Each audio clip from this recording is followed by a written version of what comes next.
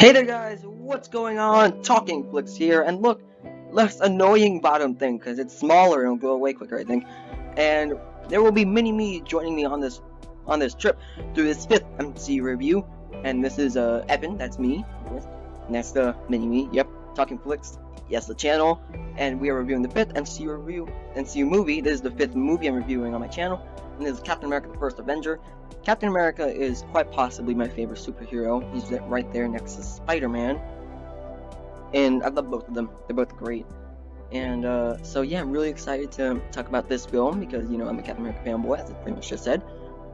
And yeah, it should be fun. Let's get started with some background info. Cool beans. Yeah, I know what I'm talking about, guys. I know what I'm talking about. Alright, so the budget for this movie is 140 million. Opening is 65 million. Opening weekend, that is. And that's domestically, I believe, domestic opening. And that is 65 million, which, fun fact, is the same as Thor. Domestically, they did 176 million, and worldwide did 370 million. So they were making the money with this movie. It wasn't great, but it did turn a profit. And that's what matters most, right? So let's start with some background info here. Is that Chris Evans declined the role of Captain America. Not only did he decline it, he declined it 3 times, and he still got the part. And you know, that's awesome that he actually finally chose to cave in, because you know it's a big deal, long-term sort of thing. And the next thing is there were meant to be cameos from Wolverine and Magneto in this film because it takes place during World War II, and you know Magneto was taken by the bad people, the Germans, I believe, in World War II, and you know that's how he got lost from his mom. And Wolverine was meant to be there just because, remember the opening of X-Men Origins, they showed that he was in a bunch of wars, and I assume one of them was World War II, so that makes sense. And so yeah, that would have been pretty cool. Fortunately, that didn't happen. And the merger would have happened a lot sooner, possibly. And the last thing here is Louis Leterrier offered to direct Captain America: The First Avenger, he also directed Incredible Hulk, but Marvel, unfortunately for Louis, they chose to turn him down. And I think it's fine, because Joe Johnston did a good job, so I think it's fine that they turned him down. Now let's get into the good of the film. Here we go. I'm excited, so happy to get talking about the good of this film.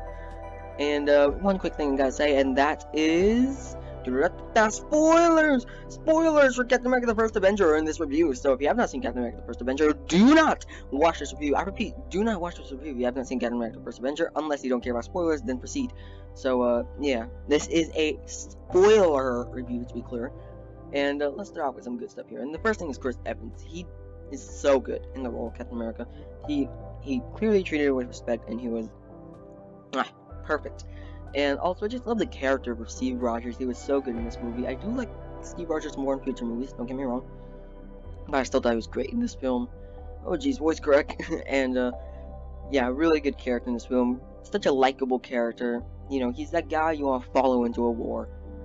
And just perfect. Well, very, very good in this film. Then he becomes perfect in future movies. But yeah, really loved his character in this film. People call him boring. I don't think it was boring just because he's so good as a character, you know? I feel like I don't really get that very often anymore, you know? We always have a tragic backstory for the superhero and they're crooked now or whatever, you know? But whatever, let's move on. Next thing is romance between Steve and Peggy was on point on this movie. It was on point! It was so good. Peggy has got to be my favorite love interest in the series, yes, including Pepper. She's even better than Pepper, just because their chemistry in this first movie was so good. And the next thing is Hugo Weaving. Hugo Weaving is so good in the role as Red Skull. He nailed the role. He just perfect casting. He was so good. Really loved him as the character of Red Skull. And the next thing, I really love the old aesthetic. Works really well for this film. You know, people say, oh, the MCU films, they're all the same.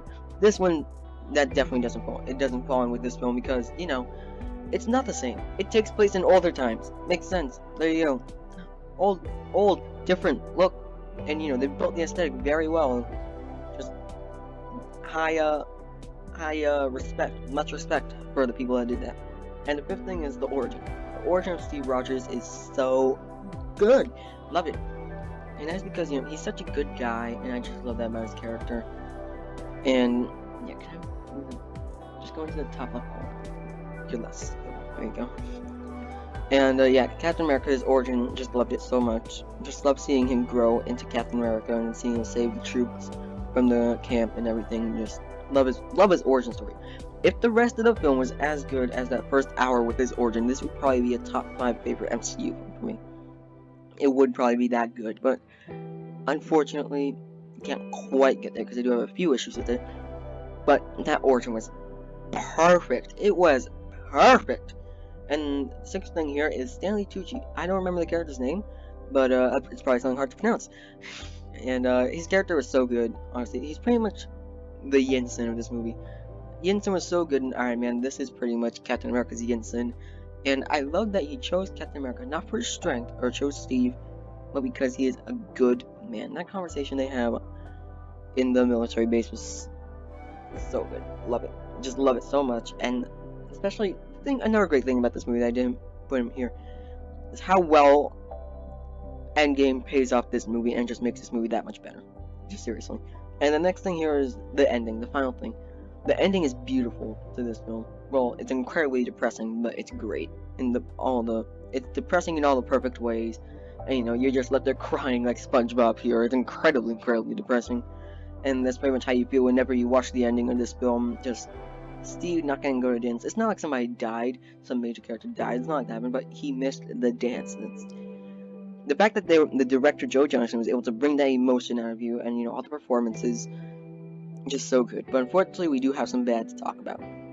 So let's move on to the bad here. And the first thing here is the montage.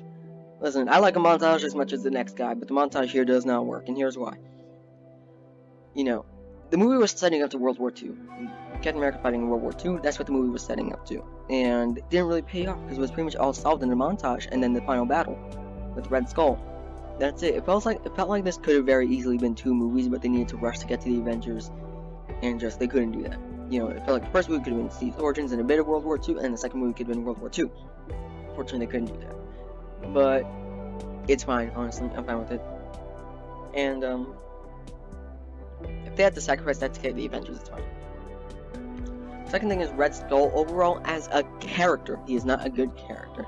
I praised Hugo Weaving's performance, and I stand by that. It is a great performance. But the character of Red Skull himself is a very stale and boring villain. I don't mean that... Okay, that's probably being a bit harsh there, but he's not the most interesting of villains. He's fine. He's passable. He's entertaining enough, It's just Hugo Weaving that elevates him to that next level. So, yeah. And the movie unfortunately has a few issues, but in conclusion, Captain America the First Avenger is a great MCU movie. It's a great starter for this character of Captain America, and it couldn't get that much better for an early film like this. And just great. Love it, and especially how well future movies pay off this film, and it's so good. Really just love this movie. All the performances, the acting, the visuals, well, some of the visuals aren't that great, but it just holds up really well, and it gets an 87% for me, because I think it's a great film. It's not an awesome film. Those problems do hold it back from being an awesome film, like I said. But it's definitely good enough to be a great film. And yeah, those are my thoughts on Captain America the First Avenger. I want you guys to go down, leave a comment, tell me what you thought about Captain America the First Avenger. I don't know why I'm talking super fast right now, but I just gotta do. I don't know why I went from super fast to super slow. I'm a weirdo, sorry. If you enjoyed this review, go check out some past reviews, look forward to some future reviews that I'm gonna do. March is gonna be a busy month for me, I'm just gonna say that. So, I'm gonna produce a lot of content this month, yeah. So, yeah, hope you guys enjoyed. Please like if you did, subscribe if you want to see more, check out some future content, all that sort of stuff, all that shebang, bang, bang, bang, Just, yeah, thanks for watching, if you watched, because I know my videos get no views, so guys, please watch my content. Thank you, and, yeah, please like, subscribe, all that bloody blah blah blah stuff. And I'm just gonna leave you with the next little clip here, so, bye.